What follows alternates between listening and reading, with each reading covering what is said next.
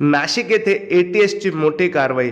दहशतवादी विरोधी पथकाने नाशिक येथे इसिसचे कनेक्शन उघडकीस केलेले आहे. नाशिक येथील तिडके कॉलनी या परिसरात राहणारा 30 वर्षीय इंजिनियर हुजेफ अब्दुल अजीज शेख हा 30 वर्षीय इसिस या दहशतवादी संघटनेचा कट्टर समर्थक आढळून आलेला आहे.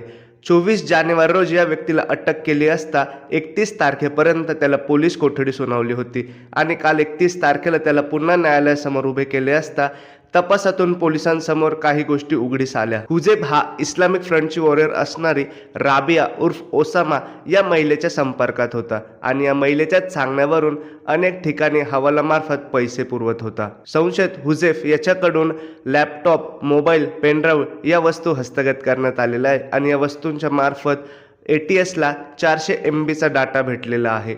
हुजेफ याचे 9 वेगवेगळ्या सोशल मीडिया अकाउंट होते. हुजेफ हा संभाषणासाठी व्हॉट्सअप, सिग्नल, टेलिग्राम, IMO अशा प्रकारच्या वेगवेगळ्या ॲप्लिकेशनचा वापर करत असे.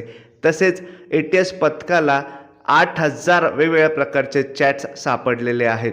हुजेफ याची इम्पोर्ट एक्सपोर्टची कंपनी व त्याचे काही नातेवाईकांचे मिळून अशा 27 खात्यांवरनं आर्थिक व्यवहार एटीएसला वेगळे वाटलेले आहेत.